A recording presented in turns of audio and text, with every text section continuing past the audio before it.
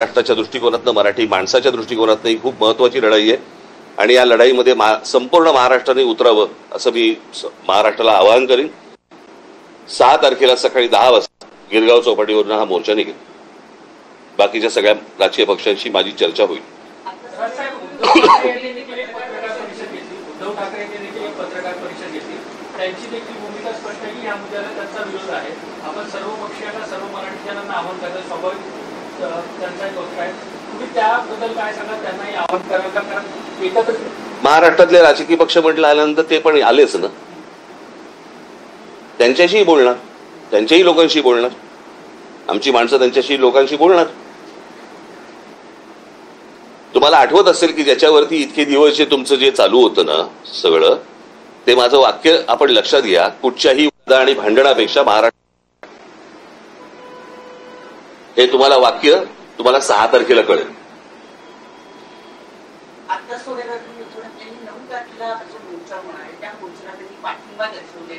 मला असं वाटतं आम्ही बोलू ना, त्या विषयावरती बोलू. रविवार एवढ्यासाठी आहे, सगळ्यांना येणं सोपं जातं आणि सरकारला महाराष्ट्राची ताकदही दिसायला सोपी जाते. ही सहज काही 6 तारीख अशीच काही गंमत म्हणून निवडली नाहीये. रविवार आहे, शाळा बंद असतात, विद्यार्थ्यांना यायला शक्य होतं, पालकांना यायला शक्य होतं, इतर सगळ्यांनाच येणं शक्य होतं आणि म्हणून तो रविवार निवडलेला आहे. मला असं वाटतं आपण तेच बोलतोय.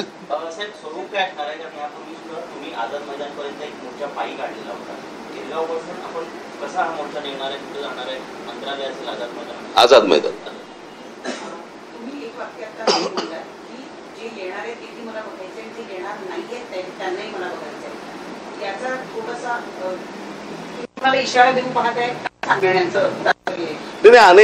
अनेक लोक ज्यावेळेला इतर तुमच्या माध्यमातून मराठी या विषयावरती बोलत असतात, कळलं का, पण ऐन मोक्याच्या वेळेला येत नाही अशी लोक मला बघायची आहेत ना.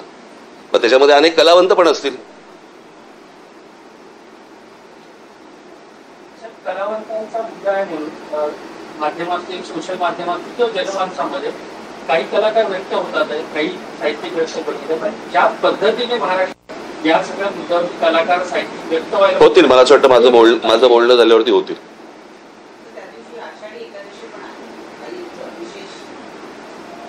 विठ्ठलाला साकडं घालू, सरकारला सुबुद्धी देऊ.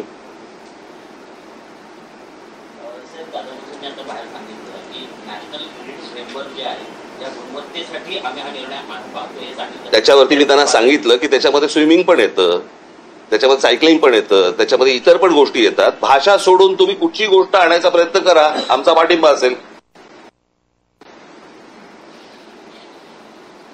जर त्या वयामध्ये मुलं जर समजा स्विमिंग शिकली किंवा इतर ऍक्टिव्हिटीज जर समजा ते शिकले, तर बंधन का आणताय? ह्याच्या मागे लॉजिक काय आहे? समजा पहिलीच्या मुलांना जर समजा तुम्ही सामूहिकरित्या जर समजा स्विमिंग शिकवलं तर चांगली गोष्ट आहे ना. तुमच्या काय ते रेटिंग प्रमाणे तुम्हाला काय करायचंय ते इतर गोष्टी शिकवा. म्हणजे आता जे गोष्ट सांगताय ती त्यांच्या GR मध्ये आहे का? त्याच्यामध्ये फक्त भाषा आहे.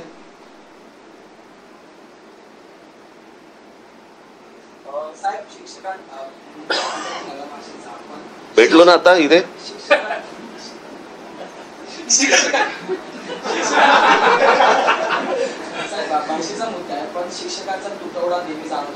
ते पण त्यांना सांगितलं, ते पण त्यांना मी सांगितलं. आता सांगतायत ते की 10,000 शिक्षक आम्ही भरती करणार आहोत. पगार द्यायला पैसे आहेत का?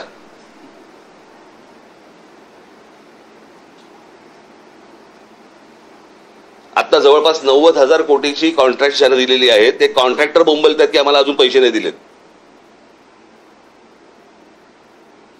मला कळलं नाही की ज्या वेळेला महाराष्ट्रामध्ये एवढे प्रश्न आहेत, इतके विविध प्रकारचे प्रश्न आहेत, आपल्याकडे पूल पडतायत, आपल्याकडे अजून चांगले रस्ते होत नाहीयेत, अनेक गोष्टी आहेत, शिक्षणामधल्या अनेक गोष्टी आहेत.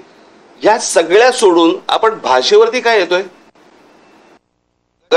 बोलताना असं म्हटलं की कुठची तरी मोठी गोष्ट ही लपवण्यास वेधण्याचा प्रयत्न होतोय की काय, असा संशय यावा अशी परिस्थिती आहे. म्हणजे मला मला काय राज्यामध्ये चालू आहे मला काही कल्पना आहे. मला हे माझ्याकडे आता इथे एक कागद आलाय. हे सगळं महाराष्ट्रातच का घडू शकतं? JNPT मध्ये भरती आहे आणि त्या JNPT मध्ये भरती असताना त्याचे इंटरव्ह्यूज हे अडाणी पोर्टला चालू आहेत.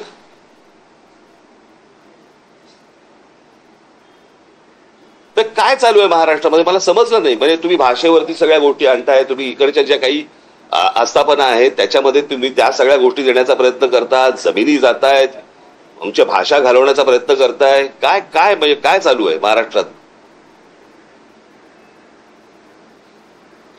आणि हे जे अनेक जे विषय आहेत महाराष्ट्राशी संबंधित, मला असं वाटतं की त्या सगळ्या गोष्टींचा एक सामूहिक त्याला विरोध, कळलं का, खास करून हिंदीला, खास करून हे भाषेच्या सक्तीला, याच्यासाठी म्हणून तो 6 तारखेचा मोर्चा आहे. मी बाकीच्या